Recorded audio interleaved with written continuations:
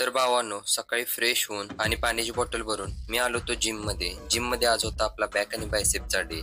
त्याच्या आधी तुम्हाला एक गोष्ट सांगतो, की मी YouTubeवरती रेग्युलर व्हिडिओ अपलोड करतोय. आणखी Instagramवरती आपण 1 आठवडा मागे आहे, त्यामुळे समजून घ्या.